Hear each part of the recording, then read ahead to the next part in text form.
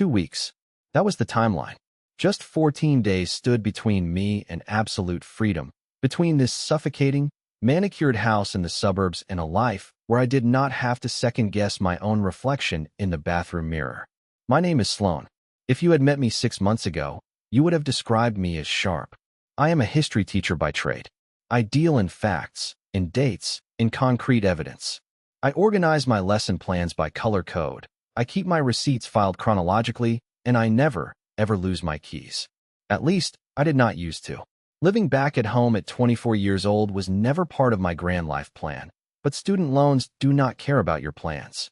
They do not care about your dreams or your desire for independence. So, like so many others in my generation, I retreated. My parents, Franklin and Deidre, had welcomed me back with open arms and wide, toothy smiles that did not quite reach their eyes. They called it saving money. They called it a smart financial move. I called it the golden cage. On the surface, we were the perfect American family. We were the family you saw in stock photos for picture frames. My father, Franklin, was a respected business consultant, the kind of man who wore a silk tie to Sunday brunch and spoke in a voice that sounded like he was constantly closing a deal. My mother, Deidre, was the head of the local gardening club, a woman who could cut you down to the bone with a compliment so sweet you would not feel the sting until 3 hours later. And then there was Paxton, my 19-year-old brother. If I was the black sheep because I set boundaries and insisted on logic, Paxton was the golden retriever who was allowed to urinate on the expensive Persian rug without consequence. He had dropped out of college after one single semester because he claimed it was too stressful for his mental health. Now, he spent his days in the finished basement playing video games and his nights driving the massive pickup truck my parents had bought him as a consolation prize for failing out of school. He was charming, I will give him that. He had that boyish, lopsided grin that got him out of speeding tickets and made grandmothers pinch his cheek. But behind that grin was something hollow, something calculating. The tension in the house had shifted lately. It was not loud. It was not a screaming match at the dinner table. It was quiet. It was heavy. It felt like the air pressure drop right before a tornado touches down in the Midwest. It all revolved around one singular thing that nobody spoke about. Grandma Lucille. My grandmother was the only person in this bloodline who really saw me. She was a tough woman, a woman who had built a business from nothing in the 70s. Before she passed away 3 years ago, she set up a trust fund. She knew my parents. She knew Franklin and Deidre spent money like water, always buying the newest luxury cars, the biggest ultra-high-definition televisions, trying to impress neighbors who did not care about them. She knew they were drowning in debt behind the velvet curtains. So, she skipped a generation. She left $800,000 to me, Sloan. But there was a catch. The money was locked in a trust that would only release on my 25th birthday. $800,000. In 2 weeks, that money would be mine. It was enough to pay off every cent of my debts. It was enough to buy a small house in cash. It was enough to finally escape this toxic ecosystem. My parents knew the date. Paxton knew the date. But we never talked about it. Instead, the house was filled with a toxic positivity that made my skin crawl. It was as if they were performing a play for an audience of one, and I was the only one who had not read the script. It started on a Tuesday morning. I was sitting at the kitchen island, staring into my coffee cup. The kitchen was pristine, all white marble and stainless steel, sterilized to the point where it felt more like an operating room than a place where people ate food. "Sloan, honey, you look tired," my mom said. She placed a plate of scrambled eggs in front of me. Her voice was dripping with concern, thick like syrup. "Are you sleeping okay?" "I am fine, Mom," I said, taking a sip of coffee. It tasted slightly bitter, a metallic tang that lingered on the back of my tongue. I grimaced but swallowed it anyway. "Just grading papers late. Midterms are coming up." "You work too hard," she sighed, walking around the island to smooth my hair. Her hand felt heavy on my head. "You were starting to get those worry lines on your forehead, just like Grandma Lucille did before she, well, before she started forgetting things." My stomach tightened. Grandma Lucille had suffered from dementia in her final years. It was heartbreaking to watch the strongest woman I knew slowly fade away. But I was 24. I was not senile. "I am not forgetting things, Mom," I said, perhaps a little too sharply. I checked my watch. "I need to go. I have first period in 20 minutes. I stood up, grabbed my bag, and reached for the hook by the back door where I always, without fail, hung my keys. It was empty. I frowned. I stared at the brass hook. That is weird. I put them right here last night. I remember the sound they made against the wall. Did you? Deidre asked.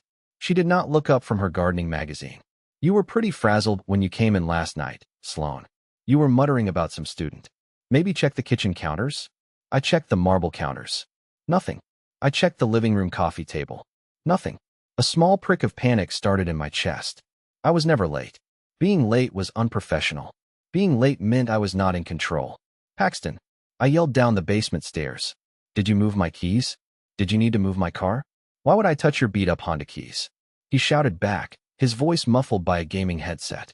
I have my own truck. Check the freezer. That is where you left the remote control last week. I froze. I had not left the remote in the freezer last week. I had found it there. Yes, sitting on top of the ice cream. But I had not put it there. I had assumed Paxton did it as a prank. I walked to the massive double-door refrigerator and yanked open the freezer drawer. A blast of icy air hit my face. There, sitting perfectly centered on top of a bag of frozen peas, were my car keys. The metal was frosted over white.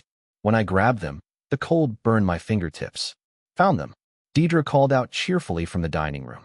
Oh, Sloan, you really need to slow down, honey. Putting keys in the freezer? That is not normal. I stared at the keys in my hand.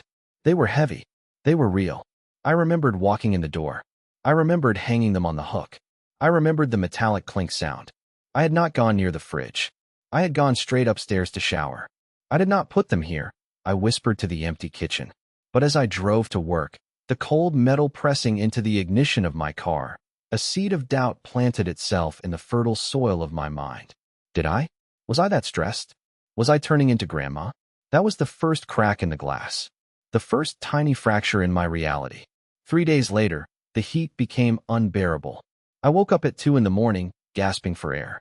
My pajamas were soaked through with sweat, clinging to my skin like wet cellophane. My heart was hammering against my ribs, a frantic rhythm that hurt. The air in my bedroom was thick, heavy, and hot, like standing inside a sauna or a greenhouse in the middle of July. I kicked off the covers and stumbled out of bed. My head was spinning. I felt dizzy, disoriented. I made my way to the hallway thermostat. My dad, Franklin, had installed a comprehensive smart home system a few months ago. Everything was controlled by apps and touchscreens. He loved bragging about it to the neighbors. Total control, he would say, sipping his scotch. Efficiency is the key to wealth. I squinted at the digital display on the wall. The blue light pierced my eyes. It read 70 degrees. That is impossible, I muttered, wiping sweat from my forehead. It felt like 90 degrees in here. Maybe 100. I tapped the screen to lower it, but a small padlock icon appeared. Locked. Parental controls. I went downstairs to the kitchen to get ice water. The house was dark and silent, save for the hum of the refrigerator. Franklin was sitting at the island, his face illuminated by the ghostly blue light of his tablet. He looked up, surprised, his glasses reflecting the screen. Sloan, what are you doing up? It is boiling in my room. Dad, I said, my voice raspy. I went to the fridge and poured a glass of water, drinking it in one desperate gulp. Can you check the AC? I think the sensors are broken.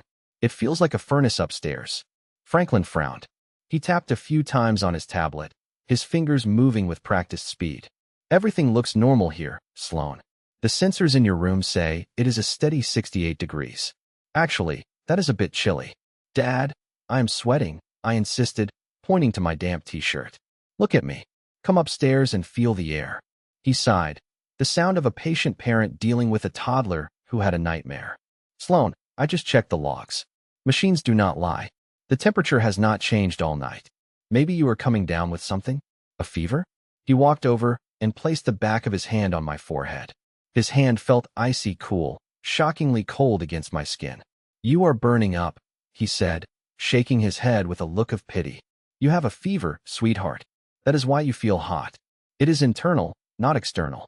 Go back to bed. I will bring you some ibuprofen and a cold compress. I went back to my room, confused. Was I sick? I did not feel sick. I did not have a sore throat or a cough. I just felt hot. But when I lay back down 10 minutes later, the room felt cooler. Had I imagined it? Had the fever broken that quickly? Or had he turned the heat down from his tablet the moment I left the kitchen? The next morning, I overslept. My alarm did not go off. Or maybe it did, and I slept through it like the dead. I felt groggy, heavy, like my brain was wrapped in thick cotton wool. It was a struggle to keep my eyes open as I drove to school. The road seemed to blur in front of me. When I walked into the main office to sign in late, for the third time that week, the secretary, Mrs. Higgins, looked at me with deep pity. She was a nice woman, always organizing bake sales, but today she looked at me like I was a wounded animal. "Oh, Sloan," she said softly. "The principal wants to see you." Right away, my stomach dropped. Am I in trouble for being late? My alarm. I think my phone died. "It is not about being late," she said, lowering her voice. "Just go in." I walked into Principal Skinner's office. He was a kind man, but strict. He valued order. He had a piece of paper on his desk, printed out from an email. "Sloan, I was surprised to get this," he said, sliding the paper toward me across the mahogany desk. "I know it has been a tough year with the curriculum changes, but I wish you had spoken to me first." I picked up the paper. It was an email, sent from my school email address at 3 a.m. last night. Subject: resignation effective immediately. Body: I cannot do this anymore. The pressure is too much. The voices are too loud. I am quitting. I am sorry to everyone. I stared at the words. The room spun. The floor felt like it was tilting. I did not write this," I stammered, looking up at him. "Mr. Skinner, I did not write this. I was asleep. I love this job. This job is my life." He looked at me over his reading glasses. His eyes were sad. "It came from your account, Sloan. And honestly, you have been late 3 times this week. You look exhausted. Your clothes are rumpled. Your mother called me yesterday afternoon." "My mother called you?" I felt the blood drain from my face. "Why would she call you?" "She wanted to know if the district offered any mental health resources for staff," he said gently. "She is worried about you, Sloan. She said you have been acting erratically at home. Look, I will not process this resignation yet. I can see you are in distress. Take a few sick days. Get some rest. Maybe see a doctor?" I walked out of the school, my hands shaking so hard I dropped my car keys twice in the parking lot. I sat in my car and pulled up the sent folder on my phone. There it was. The email. Sent at 3 a.m. I had not touched my laptop. I had not touched my phone. I had been asleep, sweating in a room that was supposedly 68 degrees. Someone was inside my life. Someone was rewriting my reality. And for the first time, I felt a terrifying clarity cut through the fog in my brain. I was not going crazy. I was being targeted. Dinner that night was silent. The clinking of silverware on china sounded like gunshots in the quiet dining room. We were eating roast chicken, my favorite, but it tasted like sawdust in my mouth. "I think you should see Dr. Eris," Deidre said suddenly, cutting into her chicken with surgical precision. Dr. Eris was a friend of the family. He ran a private psychiatric facility on the edge of town, a place with high walls and manicured gardens. It was a place for wealthy people to hide their problems, to dry out from alcohol or pills away from the prying eyes of the public. "I do not need a psychiatrist, Mom," I said, keeping my voice steady, though my heart was racing. "I need you to stop calling my boss." "Why did you call Principal Skinner?" "I was just looking out for you," she exclaimed, dropping her fork. She looked wounded, her eyes filling with instant tears. "Paxton, tell your sister how worried we are. Tell her what you heard." Paxton looked up from his plate, a smirk playing on his lips. He wiped his mouth with a napkin. "Yes, sis. You are losing it. Last night, I heard you talking to yourself in your room, screaming about spiders or something. It was creepy." "That is a lie," I snapped. I slammed my hand on the table. "I was sleeping until the heat woke me up." "There was no heat issue, Sloan," Franklin said, not looking up from his tablet. He scrolled through news headlines as if we were discussing the weather. "The logs do not lie. Machines do not lie. People lie. People break." Suddenly, a piercing meow echoed from outside the back patio door. "Mittens." Deidre gasped. "Where's the cat?" "Sloan let him out," Paxton said casually, taking a bite of a potato. "I saw her open the back door an hour ago and just stare at the yard. She left it wide open. She was mumbling something about him needing to be free. I did not." I stood up, my chair scraping loudly against the hardwood floor. "I have been in my room grading papers since I got home. I love that cat." We all rushed to the back door. It was wide open. The screen door was unlatched, banging softly in the wind. Outside, in the pouring rain, our old tabby cat was shivering under a rose bush. "Oh, you poor thing," Deidre cooed, running out into the rain to scoop up the wet cat. She brought him inside, dripping water onto the floor. She turned to me, her eyes cold and hard, a stark contrast to her gentle voice moments before. "How could you, Sloan? You know he has arthritis. The cold kills him. You are hurting innocent creatures now?" "I did not do it," I pleaded, looking from my dad to my brother. "Please, you have to believe me. Paxton is lying. He is sitting right there smiling. Why would I let the cat out?" Paxton laughed, leaning back in his chair. "I love that cat. You are the one who has been kicking him away lately." "Sloan," Franklin said, his voice deep and authoritative. It was the voice he used to end meetings. "Go to your room. We will discuss your condition in the morning, and we are making an appointment with Dr. Eris. No arguments." I fled upstairs, tears stinging my eyes. I locked my door. I dragged my heavy oak dresser in front of it. I sat on my bed and hugged my knees to my chest. I needed to think. I needed to document this. If I was going crazy, I would prove it.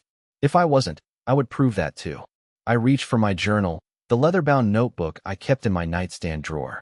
I opened it to write down exactly what had just happened. But the page was not blank. Someone had written in it, in handwriting that looked terrifyingly like mine, but shakier, more jagged, as if written by someone in the throes of a breakdown. There were entries dated for the last 2 weeks. Days I had not written anything. October 12th. They are watching me. The walls are breathing. I can hear them breathing. October 14th. I want to hurt them. I want to hurt everyone. The fire would be pretty. I wonder how the house would look in orange. October 15th. I put the keys in the freezer to freeze the demons. They burned my hands. I dropped the book like it was on fire. It hit the floor with a heavy thud. I had never written those words. I had never even thought those words. Paxton. It had to be Paxton. He had spent hours practicing my handwriting. He used to forge my signature on his bad report cards when we were kids so Mom wouldn't see them. He was good at it. I realized then that this was not just bullying. This was not just a dysfunctional family dynamic. This was a script. They were building a paper trail, a documented history of insanity. I checked the calendar on my wall. 10 days. I had 10 days left until my 25th birthday, until the trust fund unlocked. They were not going to wait 10 days. They were going to make their move soon. They had the motive. They had the means. And now, they had the evidence. 5 days passed. 5 days of psychological warfare.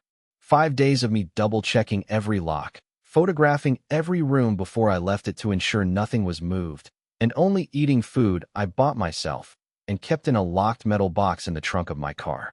I stopped drinking the coffee. I stopped eating dinner with them. I thought I was being smart. I thought I could outlast them. But I underestimated how far they would go in public. It was my parents' 25th wedding anniversary. They threw a massive party at the house.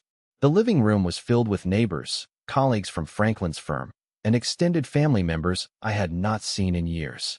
Everyone was holding champagne flutes, laughing, admiring the perfect family in their perfect house. I tried to stay in the corner. I wore a modest navy dress, kept my head down, and sipped bottled water I had brought from my stash. I just needed to survive the night. If I caused a scene, it would only help their narrative. "Sloan, darling." Mrs. Gable, our next-door neighbor, waved me over. She was a sweet older woman, a retired nurse who had lived next to us for 20 years. She was tough as nails, but had a soft spot for me. "How are you? Your mother said you have been having a hard time. She said you were taking a leave of absence from school." "I am fine, Mrs. Gable." I forced a smile, though it felt brittle on my face. "Just busy with grading. I am not on leave. I was at work today." "Oh," she said, looking confused. "Well, you look lovely." Suddenly, Paxton appeared at my elbow. He was holding a silver tray loaded with glasses of red wine. He looked handsome in his suit, the picture of a dutiful, loving son. "Hey, sis," he smiled. "Want a drink? Relax a little." "No, thank you," I said quietly, taking a step back. "Come on, celebrate," he said, stepping closer. "Just one glass." As he passed me, his foot hooked behind my ankle. It was subtle, practiced, invisible to anyone watching from the waist up. At the exact same moment, he shoved the heavy silver tray toward my chest. I stumbled forward. My hands flew up instinctively to catch my balance. The tray flipped.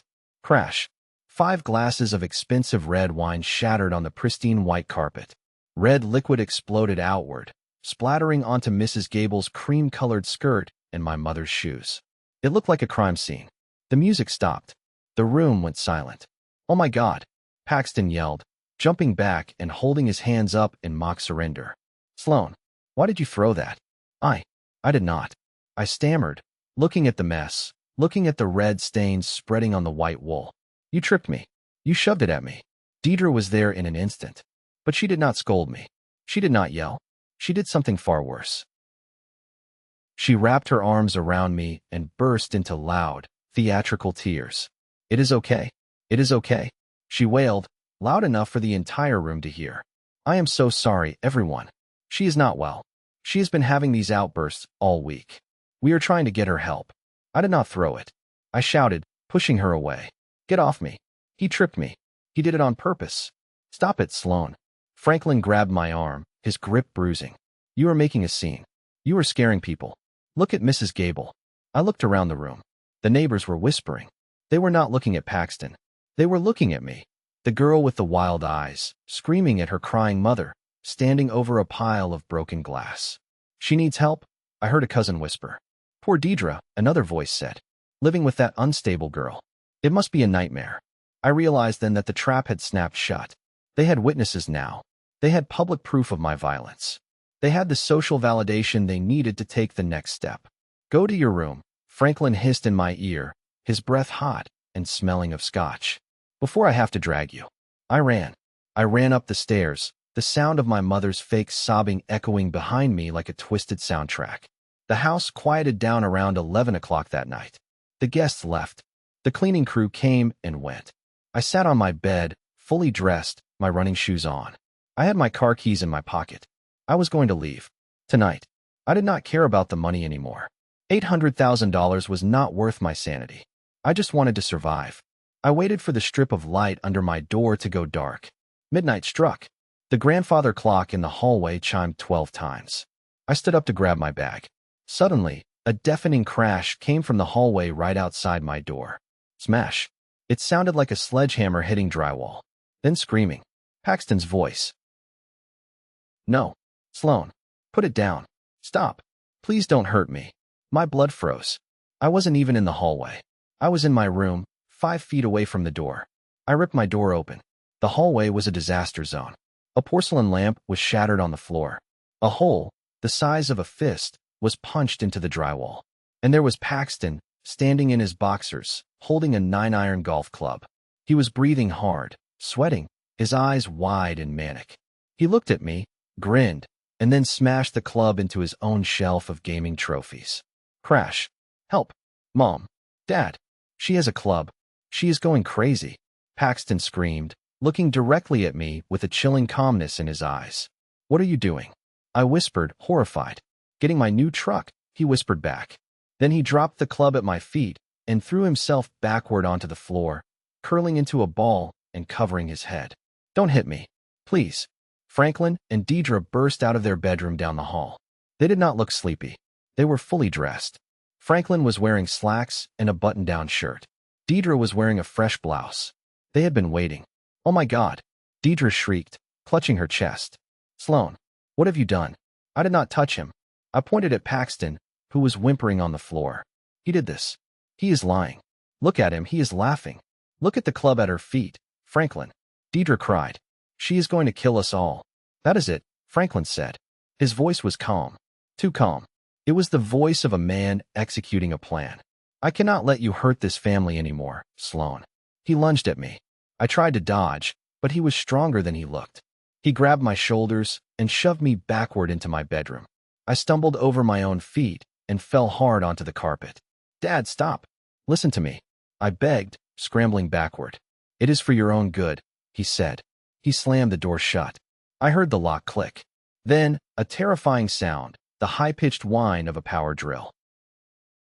I scrambled to the door and pounded on it with both fists. "Open this door. You cannot lock me in here. This is illegal. We are securing the scene until the professionals get here," Franklin shouted through the wood. "Just sit tight, Sloan. Help is coming."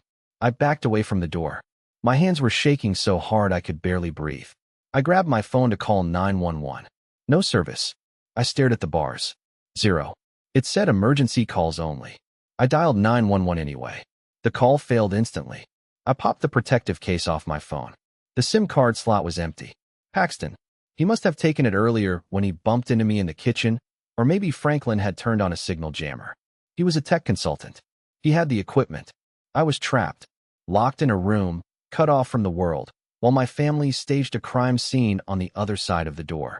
I pressed my ear to the floor vent. It was an old trick Paxton and I used as kids to overhear our parents talking in the kitchen below. The voices drifted up, clear and chilling. "Did you call the police?" Deidre asked. "No," Franklin replied. "Police ask too many questions. They take statements. They investigate. They might arrest her, and a criminal record complicates the trust fund. The will says she loses the money if she is convicted of a violent crime, but the legal battle would take years." "So what did you do?" "I called the crisis transport team from Dr. Aris's clinic. Private contractors. Are they coming? ETA is 20 minutes. They have the restraints. Dr. Aris already signed the preliminary admittance papers based on the journal we found." "Good," Paxton's voice chimed in. He sounded giddy. "Once she is declared incompetent, you guys get conservatorship, right? Can I order the truck tomorrow? I want the black one with the lift kit." "Hush, Paxton," Deidre said. "Let's focus. When they get here, you look terrified. Cry if you can. I will be the grieving mother who tried everything. Franklin, you handle the paperwork." "We have to make this stick," Franklin said. "The incompetence clause in the will is specific. She has to be committed for at least 6 months to be deemed permanently incapacitated. By the time she gets out, if she ever gets out, the money will be under our control as her guardians. We can drain the account for her care and management fees." I pulled away from the vent. My heart was pounding so hard it hurt my ribs. They were not just kicking me out. They were erasing me. They were going to lock me in a facility, drug me until I couldn't remember my own name, and steal my future. I looked at the clock on my nightstand. I had 20 minutes. 20 minutes before men with restraints arrived to take me away. I needed a plan. The door was bolted from the outside. The window in my bedroom looked out over the concrete patio, a 20-foot drop that would almost certainly result in broken legs. If I broke my legs, I would be immobile. I would be easy prey for the transport team. I looked around the room frantically. My eyes landed on the closet. It was a walk-in, filled with clothes I barely wore. There was a small access panel to the attic, but the attic was a dead end. I would just be trapped higher up. Then, I remembered the layout of the house. My bedroom shared a wall with my father's home office. When they renovated the house 5 years ago, they had installed a Jack and Jill bathroom between this room and the office. However, Franklin had insisted on sealing the door on my side with drywall to turn the office into his private sanctuary. Drywall. It was not brick. It was not concrete. It was just sheets of gypsum plaster and wood studs. I ran to the wall where the old door used to be. I tapped it with my knuckle. It sounded hollow. A dull, thumping sound that promised fragile emptiness behind it. If I could break through this, I could get into the bathroom. And if I could get into the bathroom, I could open the door to the office. And if I could get into the office, I could get to the window that led to the porch roof. A much easier jump onto the soft bushes below. But more importantly, Franklin's computer was in the office. If they were framing me, the evidence was digital. Franklin was arrogant. He was a man who believed he was smarter than everyone else in the room. He kept records of everything. If I ran now without proof, it would be my word against theirs. They had the journal. They had the witnesses from the party. They had the destroyed hallway. I would look like a fugitive lunatic running through the rain. I needed a smoking gun. I grabbed the heavy brass base of my bedside lamp. I yanked the cord out of the wall. I dragged my heavy oak dresser away from the wall, the legs screeching against the floor. I have to be quiet, I thought. But how do you smash a wall quietly? I grabbed a thick winter blanket from my closet and held it against the painted drywall. I positioned the heavy brass lamp base. I took a deep breath, visualizing the hollow space behind the paint. Thud. The sound was muffled by the wool blanket. The plaster cracked. I felt it give way under the impact. Thud. A hole appeared. Dust billowed out, coating my throat. I coughed into my elbow, stifling the sound. I worked feverishly, sweat pouring down my back.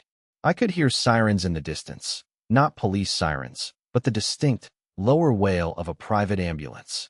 They were coming. I kicked the weakened drywall. A large chunk fell away, revealing the dark tiles of the bathroom on the other side. The air that rushed in smelled like my father's expensive cologne. I squeezed through the jagged hole, scratching my arms on the rough edges of the broken gypsum. I stumbled into the dark bathroom, my feet crunching on debris. I reached for the door handle that led to the office. It was locked. Of course it was locked. Franklin locked everything. I knelt down and peered at the lock.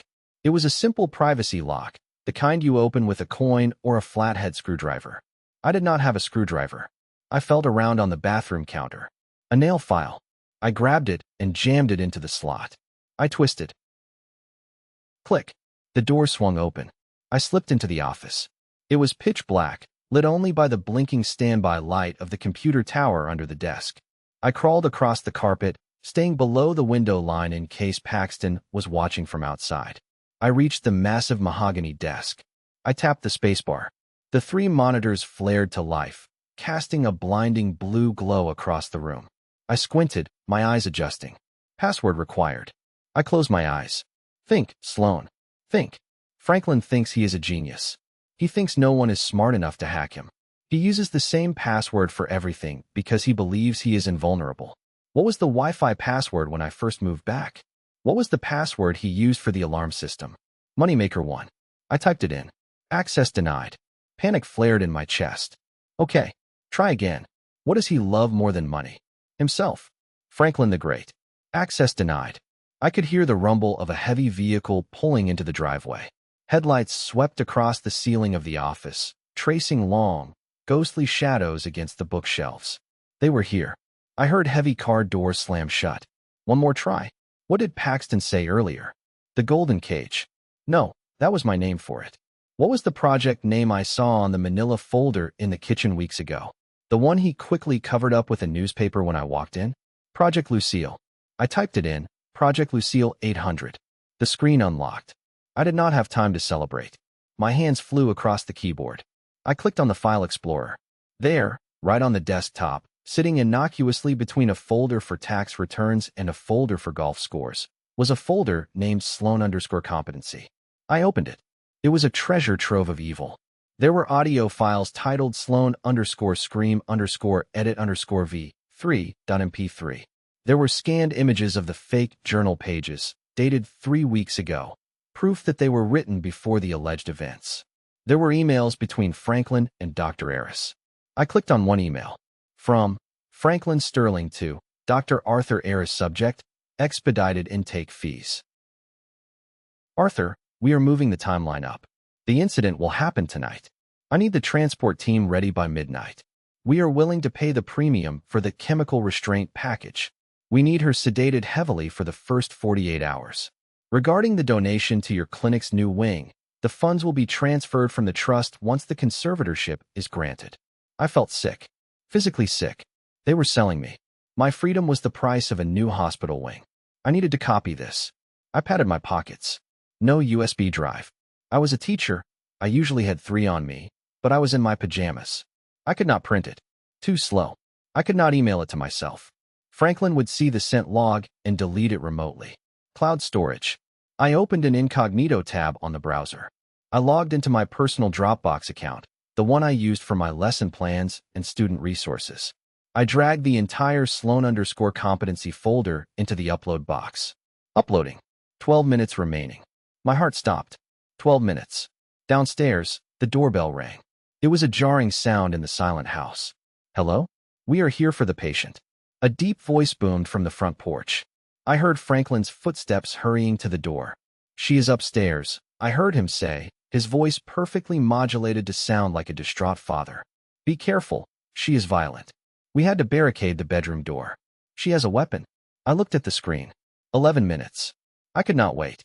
If they went upstairs and saw the empty room, saw the hole in the wall, they would be in here in 30 seconds. I canceled the full upload. I opened the folder. I selected the audio files. They were smaller, and the 3 most damning emails. Uploading. 2 minutes remaining. We are coming up, the deep voice said. I heard the thud of heavy boots on the stairs. 1, 2, 3 sets of footsteps. Come on, I whispered to the computer, watching the green progress bar crawl across the screen. 1 minute. I heard the sound of the power drill reversing on my bedroom door. They were unbolting it. Upload complete. I slammed the laptop shut. I grabbed a tissue from the desk and frantically wiped the keyboard, trying to smudge my fingerprints, though I knew it probably didn't matter. I ran to the office window. I cranked the handle. It was stiff from disuse. I put my shoulder into it and pushed. It groaned open. The rain lashed at my face, cold and stinging. "She is not in here."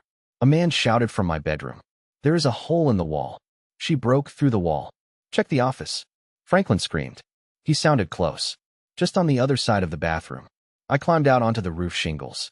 They were slick with rain and moss.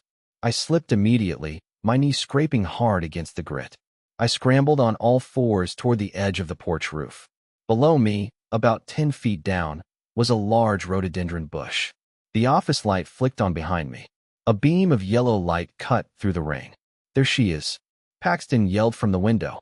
He was leaning out, pointing at me. I did not think. I did not hesitate. I jumped. I hit the rhododendron bush hard. Branches whipped against my face and arms, scratching my skin raw, tearing at my clothes. But they broke my fall. I tumbled through the wet leaves and landed on the mulch with a heavy, breathless thud. A sharp pain shot up my left ankle, hot and blinding. I bit my lip to keep from screaming, tasting the metallic tang of blood where I had bitten too hard. She jumped. Paxton's voice echoed from above. "I see the bushes moving. Get the flashlights." Franklin roared. "Don't let her leave the property. If she gets to the street, we lose control of the narrative." I rolled onto my stomach, ignoring the throbbing in my ankle. The rain was pouring down now, a cold, relentless sheet that soaked my clothes instantly. I was shivering, not just from the cold, but from the adrenaline coursing through my veins like ice water. I could not stand up. If I stood, they would see me. I had to crawl. My parents' backyard was large, a manicured lawn surrounded by a high wooden privacy fence. But Franklin, in his obsession with security, had installed motion sensor floodlights along the perimeter. If I triggered one, I would be bathed in stadium-quality light, an easy target for the two large men I had seen entering the house. I dragged myself through the mud, staying close to the foundation of the house. The rhododendrons provided a thin strip of cover. Crunch. Heavy boots hit the gravel driveway nearby. "Check the gate," a deep voice said. "She can't have gone far. Dad says she is wearing a dress and no shoes." I froze, pressing my face into the wet dirt. Through the gaps in the leaves, I saw beams of light slicing through the rain. Two men in dark scrubs were sweeping the yard with tactical flashlights. Paxton was with them, holding a large umbrella and, was that a rope? "Here, Kitty, Kitty," Paxton called out. His voice was mocking, a sing-song tone that sent a chill down my spine. "Come on out, Sloan. Dr. Eris has a nice warm bed for you. Just give up. We have cookies." He was enjoying this. He wasn't scared of his crazy sister. He was hunting her. I waited until the beams of light swept past my hiding spot toward the garden shed. Then I moved. I crawled on my elbows and knees, the mud soaking through my dress, weighing me down. My destination was not the street. They would expect me to run for my car or the road. My destination was the one place they wouldn't look immediately. The gap in the hedge that led to Mrs. Gable's yard. Mrs. Gable loved her privacy. She had a thick, overgrown privet hedge separating our properties. But I knew there was a small gap near the old oak tree, a place where the roots had choked out the bushes. Paxton and I used to squeeze through it to retrieve baseballs when we were kids. I reached the hedge. The hole was smaller than I remembered. Or maybe I was bigger. I pushed my head through the scratchy branches. My hair got tangled. I yanked it free, leaving strands behind, not caring about the pain. I squeezed my shoulders through, the twigs tearing at my dress, scratching long red lines down my arms. "Over there," one of the men shouted. I heard rustling by the oak tree. "Run," I told myself. I pulled my legs through and scrambled to my feet. My ankle buckled, sending a fresh wave of nausea through me, but I forced myself to limp, half running, half hopping across Mrs. Gable's dark lawn. I heard the heavy thud of bodies hitting the wooden fence behind me. They were climbing over. I reached Mrs. Gable's back porch. I pounded on the glass sliding door with my fist. "Mrs. Gable, help, please." The house was dark. "Please," I screamed, looking back. 2 flashlight beams were bouncing over the hedge. They were coming. They were fast. A light flicked on in the kitchen. The curtains parted. Mrs. Gable stood there in her floral bathrobe, squinting into the darkness. She saw me, soaking wet, covered in mud, bleeding from a scratch on my forehead, my eyes wide with terror. Her eyes went wide. She did not open the door. She reached for the wall phone. "Mrs. Gable, don't call them," I shouted through the glass. "It is Sloan. Please." She hesitated. She looked at me, then at the flashlights dancing in her yard behind me. Behind me, Paxton's voice cut through the night. "Closer now." He was in her yard. "Mrs. Gable, stay away from her. She is dangerous. Get back inside." Mrs. Gable looked at Paxton, running through her flower beds with 2 strange men. Then she looked back at me. She saw the terror in my eyes. It wasn't the look of a maniac. It was the look of a hunted animal. She made a choice. She slid the chain off. "Get in. Quickly." I stumbled inside, dripping muddy water onto her pristine linoleum floor. She slammed the door shut and locked it. Then she pulled the heavy curtains closed. I collapsed onto one of her kitchen chairs, gasping for air. My lungs burned like I had swallowed fire. Mrs. Gable stood by the counter, gripping a heavy ceramic rolling pin. She wasn't taking chances. "Talk, Sloan," she said, her voice stern. "And talk fast. Your father is a good man. I have known him for 20 years. Why are those men chasing you like a fugitive?" "My father is stealing my inheritance," I choked out, wiping mud from my eyes. "Grandma Lucille's money. It unlocks in 10 days. If they commit me to an institution, they get control of the trust." Mrs. Gable frowned. "That is a serious accusation, Sloan. Your mother was crying on the phone. She sounded devastated. She said you attacked Paxton with a golf club." "Paxton attacked the wall," I said. "He staged it. He laughed while he did it." "Mrs. Gable, do you have a computer? Or a tablet?" "I have an iPad," she said, pointing to the living room table. "I use it for my crosswords." "Let me show you," I said. I uploaded the files from my dad's computer before I jumped out the window. "Please, just listen to one file. If I am crazy, call the police. But just listen." She hesitated, looking at the rolling pin, then at me. Then she nodded. She handed me the iPad. My fingers were wet and trembling, making it hard to type, but I logged into my Dropbox. I opened the folder Sloan_competency. I clicked on an audio file titled kitchen_conversation_October 20.mp3. Franklin's voice filled the quiet kitchen. It was unmistakable. The incompetence clause is specific. She has to be committed for at least 6 months. By the time she gets out, if she ever gets out, the money will be under our control. Then Deidre's voice. "Are you sure the transport team can keep her quiet? I don't want her screaming to the neighbors. And Paxton, just muzzle her. I want my truck." I pressed pause. Mrs. Gable's face had gone pale. She lowered the rolling pin. The hand holding it was shaking. That is Franklin," she whispered. "And Deidre. They aren't taking me to a hospital to help me, Mrs. Gable," I said, tears finally spilling over, mixing with the mud on my cheeks. "They are taking me to a prison so they can buy cars." Bang, bang, bang. Someone pounded on Mrs. Gable's front door. It shook the frame. "Mrs. Gable." It was Franklin. His voice was smooth, authoritative, the voice of a concerned neighbor. "We saw Sloan run into your yard. Is she there? We are so worried. She is delusional. She thinks we are trying to hurt her." Mrs. Gable looked at the door, then at me. She walked to the door. I held my breath. I squeezed my eyes shut. "Franklin?" She called out through the wood. "Yes, Martha. It is me. Is Sloan with you? The doctors are here to help her. Please, open the door." Mrs. Gable straightened her spine. She was 5'2", a widow who spent her days gardening. But in that moment, she looked 10 feet tall. "She is not here, Franklin," she lied. Her voice was steady as a rock. There was a pause. "What?" "I saw someone run past my house toward the woods," she said loudly. "Toward the creek. You better check there." There was a silence on the other side. A long, heavy silence. I could hear Franklin breathing. "Are you sure, Martha?" Franklin asked. The warmth was gone from his voice. It was cold now. Threatening. Harboring a danger to herself and others is a liability. If she hurts you, it is on your hands. "I said she is not here," Mrs. Gable snapped. "And get off my porch before I call the sheriff.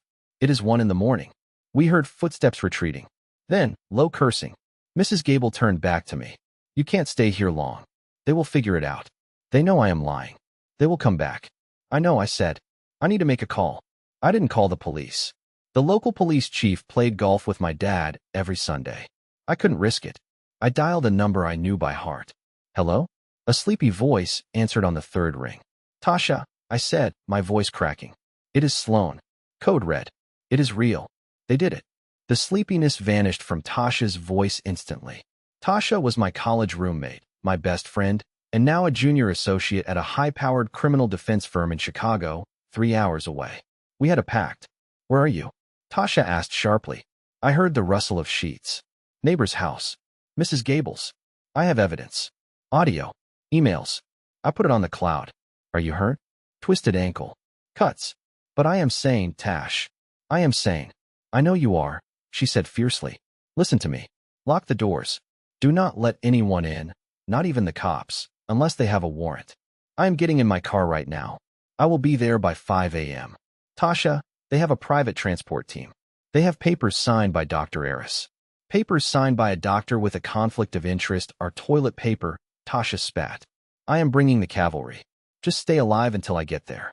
The next 4 hours were the longest of my life. Mrs. Gable cleaned my cuts with rubbing alcohol, which stung like fire, and wrapped my ankle in an ace bandage. She made me chamomile tea, but I couldn't drink it. I sat by the living room window, peeking through the sliver in the curtains. My parents' house was lit up like a Christmas tree. I could see shadows moving in the windows. They were awake, plotting, searching. I saw flashlights bobbing in the woods near the creek. They were looking for a body or a fugitive.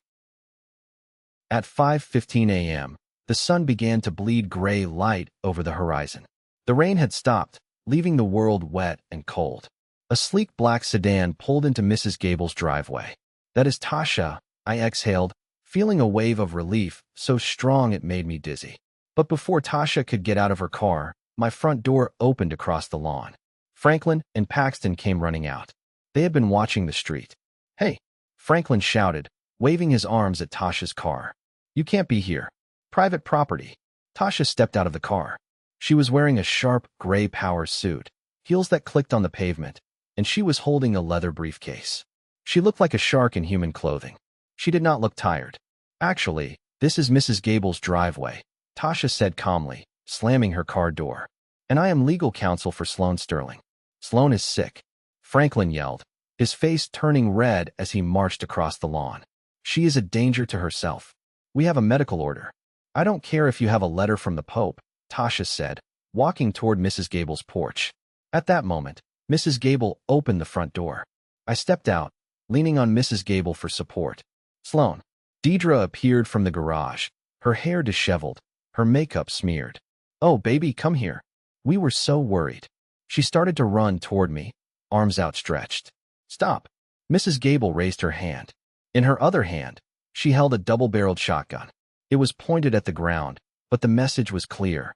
Stay off my porch, Deidre. Deidre froze. She looked at the gun, then at Mrs. Gable. Sloan, get in my car, Tasha commanded.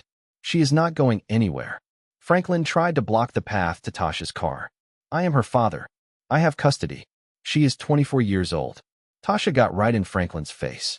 She was shorter than him, but she seemed bigger. She is an adult. And unless you have a court order signed by a judge declaring her incompetent, which you don't, you only have a physician's hold. You cannot touch her. That is kidnapping. We will call the police. Paxton shouted from behind his dad. Please do. Tasha smiled dangerously. I would love to show them the bruises on your sister's arms.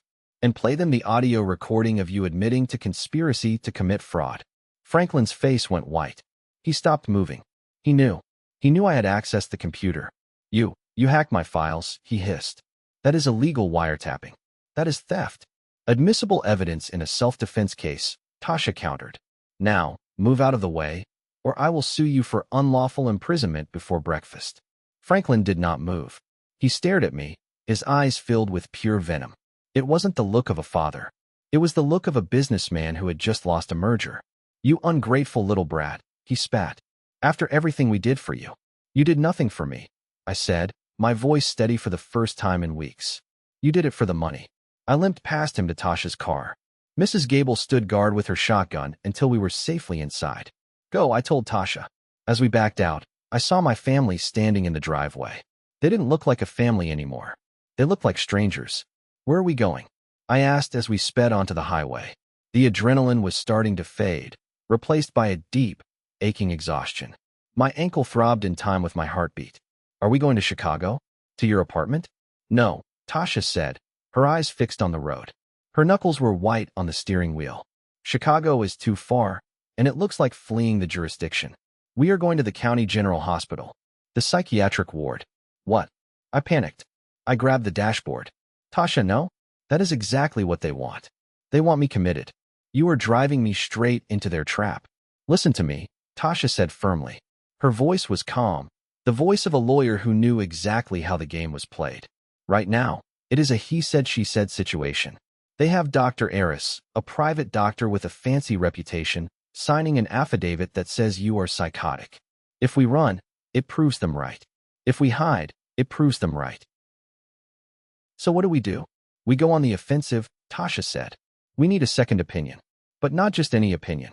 We need a state doctor. A neutral party with zero connection to your family, zero financial incentive, and zero interest in Franklin Sterling's donations. We are going to check you in for a voluntary 72-hour observation. Voluntary? I whispered. Yes. It shows you are cooperative. It shows you are aware. And when the state psychiatrist evaluates you and finds you completely sane, Dr. Eris's report becomes garbage. It becomes evidence of malpractice. But what if? I hesitated, looking out the window at the passing telephone poles. What if I fail, Tasha? What if they are right? What if I am crazy? Maybe I did write those things in the journal and forgot. Maybe I did imagine the heat. Tasha reached over and squeezed my hand. Her grip was tight. You are not crazy, Sloan. You are gaslit. There is a massive difference. Crazy people do not hack computers to find evidence of their own insanity. Crazy people do not record conversations. You are the sanest person I know. Trust me. Trust the process. We arrived at County General at 6 a.m. It was not a nice place. It was a sprawling, gray concrete building that smelled of antiseptic and stale coffee. It was the place where people went when they had nowhere else to go. Walking into the intake lobby was the hardest thing I have ever done. I was muddy. I was limping. I looked exactly like the manic person my parents claimed I was. Tasha did all the talking. She stood at the counter, her suit crisp against the dingy walls, and spoke to the intake nurse. My client, Sloan Sterling, is requesting a voluntary evaluation for competency due to a domestic dispute involving false allegations of mental illness, Tasha stated clearly. We want it on the record that she is here of her own free will. The nurse looked at me. She saw the mud. She saw the fear. Okay, honey, the nurse said. Fill this out. I signed the papers. My hand shook, but I signed my own name. Then came the stripping. They took my phone.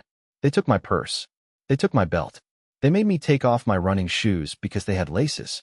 You can't have these, the nurse said gently, putting my shoes in a plastic bag. Ligature risk. I am not suicidal, I said. Standard procedure, honey.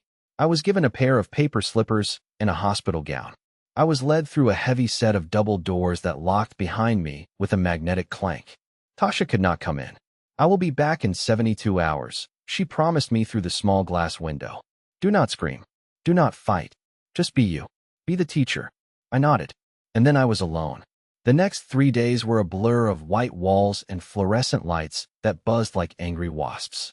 The psych ward was a terrifying place, not because of the patients, but because of the helplessness. There was a woman in the corner who rocked back and forth, muttering about angels. There was a man who paced the hallway for 18 hours a day. But I knew the rules. If I acted scared, I was paranoid. If I acted angry, I was violent. If I cried, I was unstable. So I became a statue. I sat in the common room. I read the old, dog-eared magazines. When the nurses asked how I was feeling, I answered politely. I am feeling anxious about my legal situation, but physically I am fine, thank you. I ate the bland food. I took the showers. I waited. On the second day, the state psychiatrist came to see me. Dr. Liu was a small man with tired eyes and a clipboard. He did not look like he was closing a deal. He looked like he was overworked. Miss Sterling, he said, sitting opposite me at a metal table. I have read the notes from your family's doctor, Dr. Eris. He claims you suffer from severe paranoid schizophrenia with violent tendencies. He details hallucinations, memory loss, and aggression. He looked at me over his glasses. You seem very calm for someone in the midst of a psychotic break. I am not having a psychotic break, Dr. Liu, I said. My voice was steady. I am the victim of a conspiracy to defraud a trust fund. Dr. Liu paused. He tapped his pen on the clipboard. That is a very specific claim. Paranoid delusions often center around money or persecution. Why do you believe your family is doing this? Because my grandmother left me $800,000 that unlocks in exactly 1 week, I said. And my father, Franklin Sterling, is leveraged to the hilt. He has 3 mortgages on the house. He owes money to the IRS. Dr. Liu stopped tapping his pen. If you check the public records for Franklin Sterling's bankruptcy filings, you will see the motive, I continued. And if you check the digital evidence my lawyer has, you will hear them planning it. He wrote something down. But Dr. Liu, I added, there is something else. Yes? I think they have been drugging me, I said. I have been sleeping through alarms. I have been losing time. I feel groggy in the mornings, like a hangover, but I don't drink. My father has been giving me vitamins and making my coffee. Dr. Liu frowned. He looked at my eyes, checking my pupils. I want a toxicology screen, I said. A full panel. If I am crazy, the blood will be clean. If I am being poisoned, it won't be. He stared at me for a long moment. Then he stood up. Nurse, he called out. Draw a standard tox screen. And add a panel for benzodiazepines and sedatives.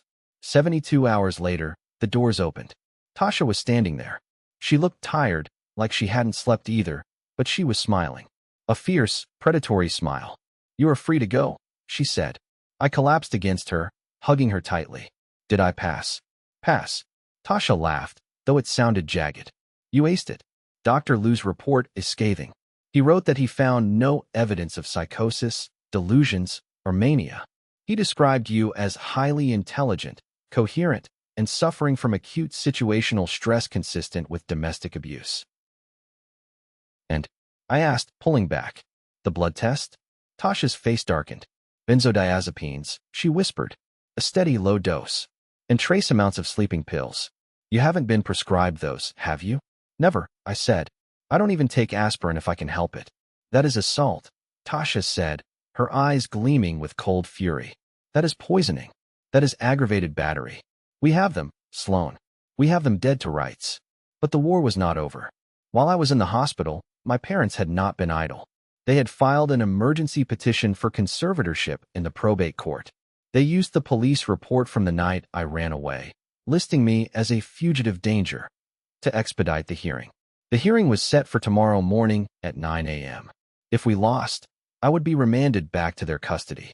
They would take me from the courthouse straight to Dr. Eris's facility. We are not going to lose, Tasha said as we walked out of the hospital into the blinding sunlight. The probate courtroom smelled like old wood, floor wax, and misery. It was a place where families went to die. My parents were already there, sitting at the plaintiff's table. They looked impeccable. Franklin was wearing a charcoal suit that cost more than my car. Deidre was wearing a modest navy dress and a string of pearls, dabbing her eyes with a lace handkerchief.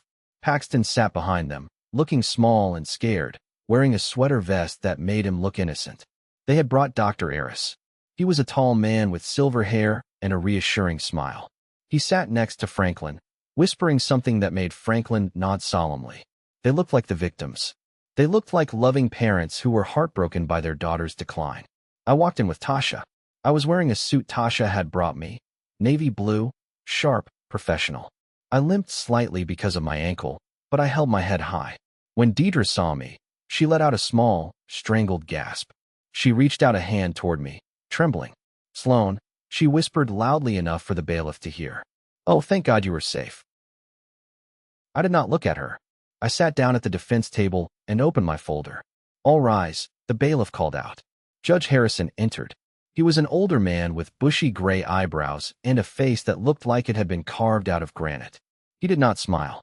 He sat down, adjusted his glasses, and looked at the files in front of him. We are here to hear the emergency petition for the conservatorship of Sloan Sterling, Judge Harrison said. His voice was gravelly. Mr. Sterling, you are the petitioner. You may proceed. My father's lawyer stood up. He was a slick man named Mr. Vance, known for being expensive and ruthless. Your Honor, This is a tragedy, Mr. Vance began, his voice dripping with sorrow. Sloane Sterling is a danger to herself and others. Last week, she destroyed property in the family home. She attacked her younger brother with a golf club. She fled the scene into the woods in the middle of a storm. He gestured toward me. She suffers from paranoid delusions that her loving family is trying to steal from her. We have sworn affidavits from neighbors who witnessed her outbursts. We have her own journal entries detailing her descent into madness. He held up my leather-bound journal. The fake one. The one Paxton had written in. She needs help, Your Honor. Immediate, residential help. Her parents just want to protect her and her assets until she is well. They are asking for temporary guardianship to ensure she receives the medical care she desperately needs. Deidre let out a soft, perfect sob into her handkerchief. Franklin put a comforting arm around her shoulders. It was a masterful performance. Judge Harrison looked at me. His expression was unreadable. Miss Sterling, the judge said, your counsel may respond. Tasha stood up. She did not use a tragic voice. She did not use a sorrowful voice. She used a voice like a whip. Your Honor, Tasha said, the only thing Sloane Sterling is suffering from is a conspiracy to commit grand larceny. The courtroom murmured. Mr. Vance scoffed audibly. This is exactly the paranoia I was talking about, Mr. Vance said under his breath. Tasha ignored him. We have 3 pieces of evidence that will dismantle the petitioner's case, Tasha continued. Exhibit A, the medical report from the state hospital, dated yesterday. She walked to the bench and handed a file to the bailiff, who passed it to the judge. Sloane Sterling voluntarily checked herself into County General for a 72-hour observation immediately after escaping her parents' home. She was evaluated by Dr. Liu, the chief psychiatrist. Judge Harrison opened the file. He read it in silence. Dr. Liu found no evidence of psychosis, Tasha said. No mania. No schizophrenia. He describes Ms. Sterling as highly intelligent, coherent, and fully competent. Mr. Vance stood up. Your Honor, Dr. Liu saw her for 3 days. Dr. Aris has treated the family for years. Dr. Aris has never treated Sloane. I blurted out. Tasha put a hand on my arm to silence me. Dr. Liu is a state official with no conflict of interest, Tasha said calmly. Unlike Dr. Aris, whose new hospital wing is coincidentally being funded by Franklin Sterling's promised donation. Objection, Mr. Vance shouted. Speculation. Sustained, the judge muttered, but he looked at Dr. Aris with suspicion. Continue, counsel. Exhibit B, Tasha said. A toxicology report taken upon her admission to the hospital. She handed the second file. This report shows that Sloane Sterling had benzodiazepines and sedatives in her system. She does not have a prescription for these drugs. However, her mother, Deidre Sterling, does. Deidre stopped crying. She went very still. Her handkerchief froze halfway to her eyes. This proves that Sloane was being chemically sedated without her knowledge or consent, Tasha said. This explains the groggy behavior the petitioners claim is mental illness. It is not illness, Your Honor. It is poisoning. The courtroom was silent now. Even the court reporter had stopped typing for a second. And finally, Exhibit C, Tasha said. She pulled a flash drive out of her briefcase. Digital forensics. Mr. Vance stood up again, looking nervous. Your Honor, we object to any digital recordings. If Ms. Sterling recorded her parents in their home without consent, that is a violation of the two-party consent law in this state. It is inadmissible. Tasha smiled. It was a smile that didn't reach her eyes. Actually, Tasha said, Sloane lived in the house. She was a legal resident. She accessed the shared family computer which was left unlocked in a common area. And the audio recordings she recovered? They were made by Franklin Sterling himself. He recorded his own conversations. Sloane simply found them. She turned to the judge. One cannot claim a privacy violation for files one created and stored on a shared device, Your Honor. Judge Harrison nodded slowly. I will allow it. Tasha plugged the drive into the court's AV system. A large screen on the wall flickered to life. Mr. Sterling, you might want to sit down for this, Tasha said. She clicked play on the audio file first. Franklin's voice boomed through the speakers, loud and clear. Police asked too many questions. I called the crisis team. By the time she gets out, if she ever gets out, the money will be under our control. Then Paxton's voice. Can I order the truck tomorrow? Franklin sank into his chair. He looked small. He looked deflated. The arrogant businessman was gone, replaced by a man watching his life crumble. Deidre was staring at the table, her face pale as a sheet. She wasn't looking at Franklin. She wasn't looking at me. She was looking at the exit sign. Then Tasha played one more thing. A video file.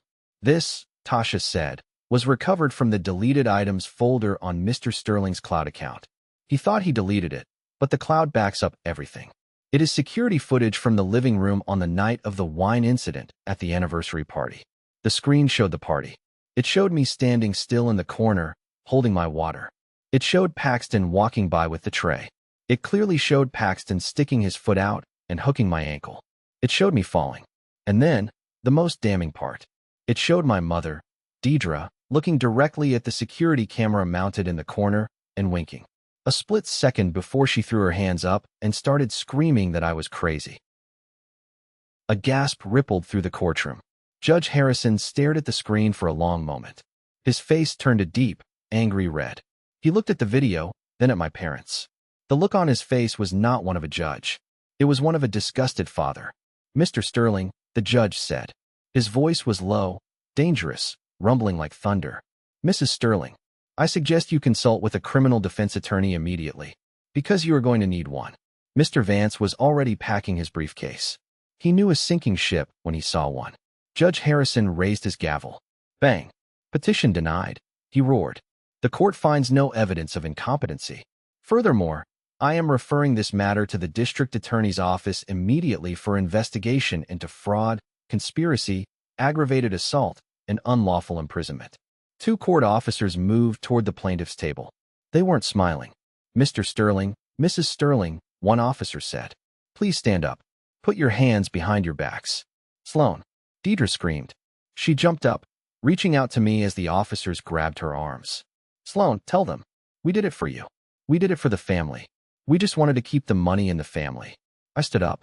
I looked at her. I looked at the woman who had birthed me, the woman who had poisoned my coffee and told the world I was mad. "You are right, Mom," I said softly. "You did it for the family. But I am not part of your family anymore." I turned my back on them. I heard the click of handcuffs. I heard Paxton sobbing, asking if he could still go home to play his video games. I heard Franklin demanding to speak to the governor. I walked out of the courtroom. The heavy wooden doors swung shut behind me, sealing the noise inside. I took a deep breath. The air in the hallway was cool and still. "It is over," Tasha said, putting an arm around my shoulder. "No," I said, looking at the date on my watch. "It is just beginning." My parents and Paxton were not allowed to return home. They were not even allowed to collect a change of clothes. The judge had issued immediate bench warrants based on the overwhelming evidence Tasha had presented. They were taken into custody right there in the courthouse hallway, paraded past a few local reporters who had sniffed out the scandal. I remember watching from the end of the corridor, partially hidden behind a pillar. Paxton was crying, loudly and ugly, his face contorted like a child's. He was shouting that he didn't know it was illegal and that Mom told him to do it. He was 19 years old, legally an adult who could vote and drive a truck, but in that moment, he looked like a toddler throwing a tantrum in a supermarket. Franklin stood stiffly, his face devoid of color, his eyes darting around. I could see the gears turning in his head. He was already calculating, probably thinking about which assets he could liquidate to pay for bail, not realizing that his assets were frozen.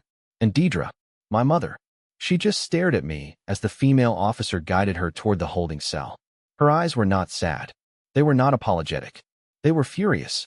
She mouthed one word to me before the officer turned her away. "Traitor." I stood there until they were gone. I didn't feel happy. I didn't feel the rush of triumph you see in movies. I just felt exhausted, down to my marrow. I felt like I had run a marathon with a broken leg. Tasha drove me back to the house, my home, one last time so I could pack my actual belongings. We didn't go alone. We requested a police escort. Walking into that house felt like walking into a mausoleum. It was cold. The heating system was still set to the schedule Franklin had programmed, but the warmth was gone. The hole in the drywall upstairs was still there, a jagged wound in the perfect hallway. The shattered glass from Paxton's staged outburst had been swept up, but the scuff marks on the floor remained, a permanent scar.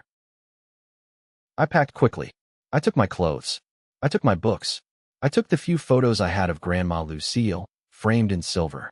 I took my real journal. I left everything else. I left the expensive furniture Deidre had spent months picking out. I left the smart TV that watched US. I left the gadgets Franklin loved. I left the jewelry they had bought me for birthdays, bracelets that felt like handcuffs, necklaces that felt like chokers. It all felt tainted. It all felt like it belonged to a stranger. You know, Officer Higgins, the police escort, said as I zipped up my suitcase. He was standing in the doorway, watching me. I have been on the force for 20 years. I have seen some bad domestic disputes. People get angry. People hit each other. But this, the level of calculation? He shook his head. It is chilling, he said. To plot against your own child like a business transaction? I have never seen anything like it. They wanted the money, I said simply, dragging my suitcase to the door. Well, he adjusted his belt. They won't be seeing any money for a long time. The district attorney is throwing the book at them. Attempted grand larceny. Conspiracy. Unlawful imprisonment. And with those toxicology reports? That is aggravated assault with a poisonous substance. That carries a mandatory minimum sentence in this state. Your brother might get a plea deal if he turns on them, but your parents? They are looking at serious time. I nodded. It was strange to hear my parents discussed like criminals on a procedural TV show. But they were criminals. They just wore better suits than the ones on television. I walked out the front door and handed Officer Higgins my key. Lock it up, I said. I am never coming back. 2 weeks later, my 25th birthday arrived. I didn't have a party. I didn't have a cake. I didn't have balloons. Instead, I put on a blazer and walked into the First National Bank with Tasha by my side. We sat in a quiet, glass-walled office with the branch manager. He was a solemn man who treated the paperwork with the reverence of a religious text. He reviewed the documents, my birth certificate, the certified copy of Grandma Lucille's will, and the fresh court order confirming my competency and the dismissal of the conservatorship petition. Everything looks to be in order, Miss Sterling, he said. He typed a few commands into his keyboard. The sound was loud in the quiet room. The trust fund is officially yours, he said. The restriction has been lifted. The current balance, with accrued interest over the last 3 years, is $812,450. He turned the monitor so I could see. I stared at the number on the screen. $800,000. It was just a number. It was pixels on a screen. But it represented so much more. It was enough to pay off my student loans 10 times over. It was enough to buy a house in cash. It was enough to disappear. It was freedom. But as I looked at the balance, all I could think about was the price I had paid for it. I had lost my mother. I had lost my father. I had lost my brother. I had lost the illusion that I was loved unconditionally. I had paid for this money with my innocence. Transfer it, I said, my voice trembling slightly. Where would you like it sent? Transfer it all to a new account at a different bank, I said. I handed him the routing number for a secure account Tasha had helped me set up in Chicago, and put a permanent restriction on this account. No one with the last name Sterling can access any information about it, ever. If they call, tell them the account is closed. Done, the manager said. He hit enter. The money vanished from the screen.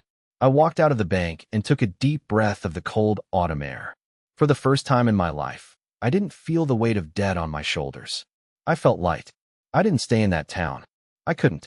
Every time I went to the grocery store, I felt eyes on me. The same neighbors who had whispered that I was crazy at the party were now whispering that I was the poor victim, or worse, that I was cruel. I heard a woman in the checkout line say, yes, they were wrong, but to send your own mother to prison? That is harsh. Family is family. I realized then that they would never understand. They hadn't heard the drill on the door. They hadn't felt the cold numbness of the sedatives. They hadn't seen the look in my father's eyes when he realized he couldn't control me anymore. So I left. I moved to Chicago, 3 hours away. I rented a small, sunny apartment near the lake. It wasn't a mansion. It didn't have a smart home system. It had creaky floors and a radiator that clanked, but I loved it. I loved it because I had the only key. I got a job teaching history at a public high school where nobody knew my name or my story. To them, I was just Miss Sterling, the teacher who got really excited about the Industrial Revolution. I used the money wisely, just as Grandma Lucille would have wanted. I paid off my debts. I invested the majority of it for the future, locking it away in low-risk index funds. But I used a portion of it to start something special. I opened the Lucille Center. It was a small after-school tutoring program for kids from low-income families. Kids who were falling through the cracks, kids who needed a safe place to go, kids who needed someone to believe in them. My parents used to hate it when I tutored for free in college. It is a waste of your potential, Franklin would say. You should be charging $50 an hour. You are undervaluing your time. Now, I did it for free every single day. I hired 2 other teachers. We bought computers. We bought books. And every time I helped a kid understand a history lesson or helped a teenager navigate a college application, I felt a little bit of the darkness lift. I was building a legacy of help to counter my parents' legacy of greed. But healing isn't a straight line.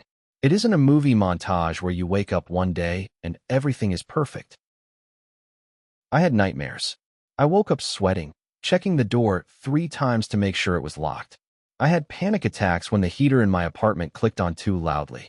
I went to therapy twice a week to untangle the knots my parents had tied in my brain. 6 months after the trial, I received an email. It wasn't from my parents. They were currently serving their sentences. Franklin and Deidre had both received 5 years in state prison for fraud and assault. Paxton had taken a plea deal. He testified against them in exchange for a lighter sentence. He was serving 2 years in a minimum security facility. The email was from my Aunt Linda, Deidre's sister. I hadn't spoken to her in years. Subject: family is family. Sloan, I know you are angry. You have every right to be. But I went to visit your mother yesterday. She is not doing well. Prison is destroying her. She has lost so much weight. She looks 20 years older. They are trying to file an appeal, but they have no money left. The lawyers took everything. The IRS seized the house to pay back the back taxes Franklin owed. They are destitute. They need $50,000 for the legal fees to start the appeal process. I know you have the inheritance. Everyone knows you have the money.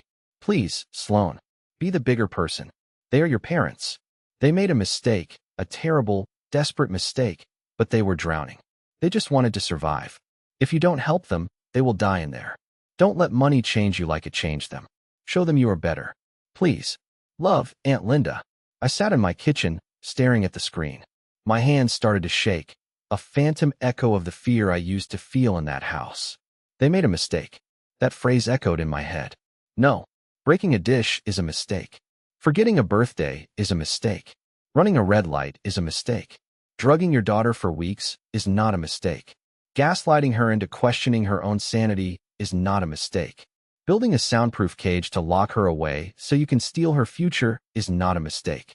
Hiring a transport team to kidnap her is not a mistake. That is a choice. A series of deliberate, cruel, calculated choices made every single day for months. They didn't want me to survive. They wanted me erased. They looked at me and saw a dollar sign, not a daughter.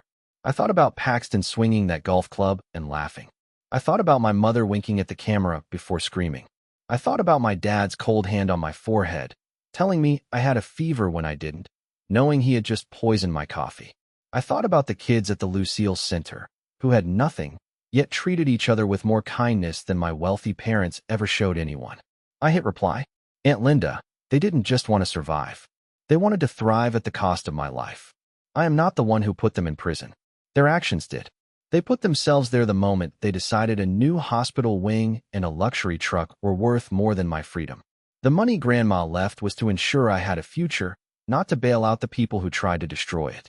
Enabling them now would not be kindness. It would be participation in their sickness. Do not contact me again. I hit send. Then, I blocked her email address. I blocked her phone number. I blocked every remaining connection to that life. I walked over to the window and looked out at the Chicago skyline. The sun was setting, casting a warm, golden glow over the city, reflecting off the lake. I took a deep breath. The air didn't smell like fear anymore.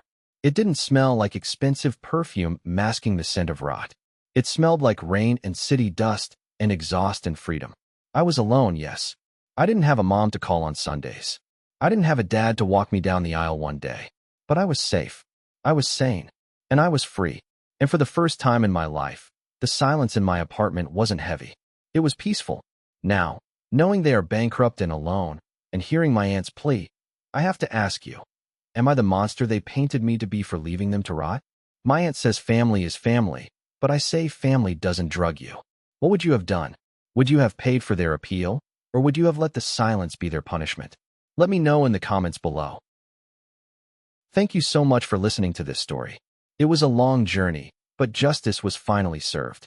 If you enjoyed this story, please hit that like button. It really helps the channel grow.